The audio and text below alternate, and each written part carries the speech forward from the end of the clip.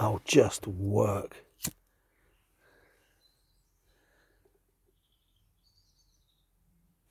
Thank you.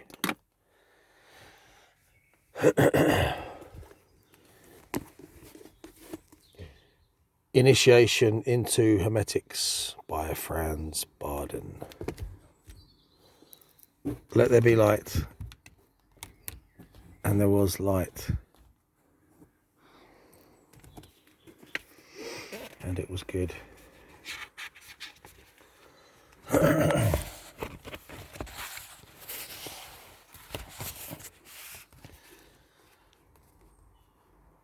Appendix to step 3.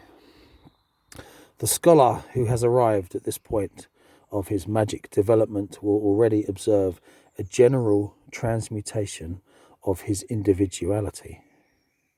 His magic faculties will increase in all the spheres. As to the mental sphere, he will have attained a stronger willpower, greater resistance, a better memory, a keener observation, and a clear intellect.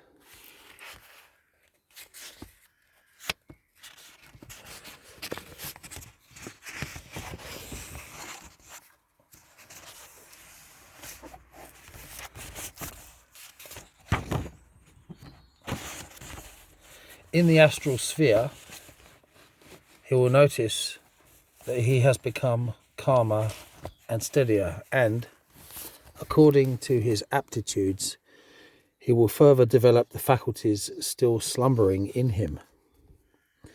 In the material world, he will persuade himself that he feels healthier, fitter, and a sort of rejuvenated. His vital force will by far surpass that of his fellow men, and he will achieve a great deal in everyday life by means of his emissive power. For example, he will be able to free any room he is living in from unfavourable influences and fill it with his vital power instead. He will be able to treat sick persons successfully, even at remote distances, because he can emit his rays for miles. Besides, his emissive force allows him to charge objects with his desire. The scholar then will find out for himself when and where he can best utilize his magical faculties. But never ought he to forget that magic powers can be used for good as well as for egoistic purposes. Remember the quotation, "Thou shalt reap what thou hast sown." Let always be your final goal to do noble things and to make man better.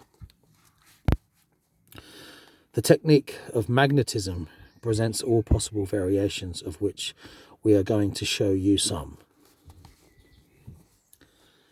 Space impregnation.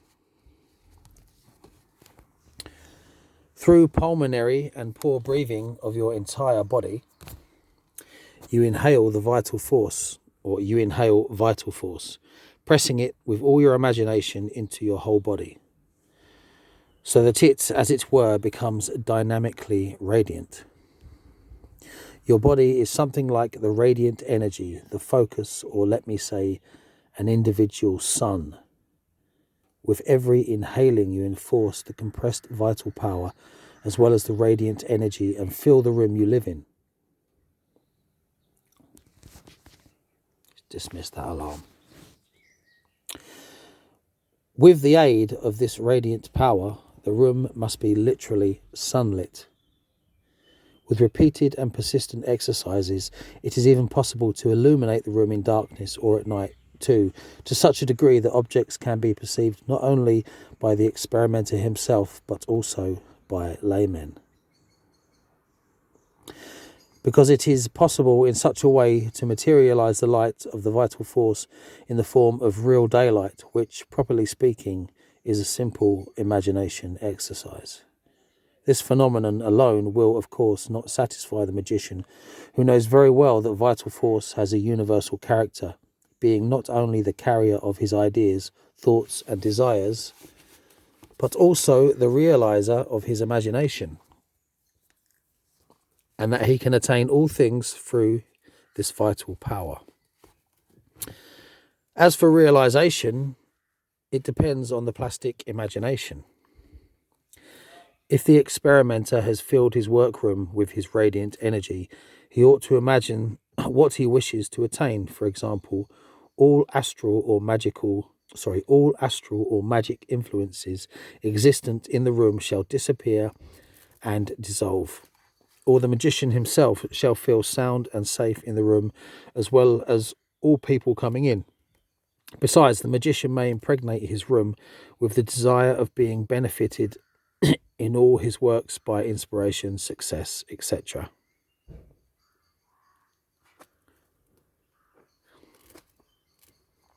Advanced magicians screen their rooms from unwelcome people by rendering them restless and uncomfortable as soon as they enter the room, so that they turn unwilling to remain in there.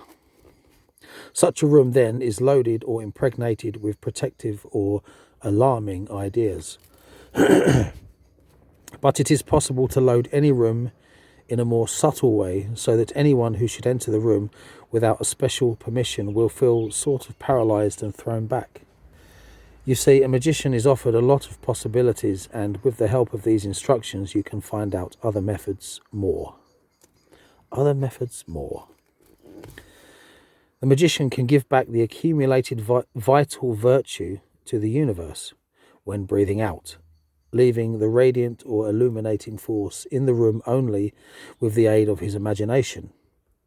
But through this same imagination, he also can suggest the vital force from the universe directly to the room without accumulating it before by his physical power, especially if he has got some practice in accumulating vital force.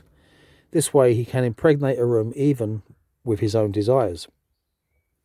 Imagination combined with willpower and faith and firm conviction knows no bounds.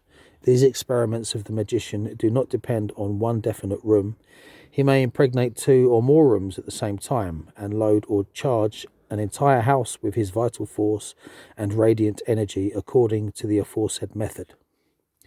As imagination knows neither time nor space, he can do all this at the remotest distance.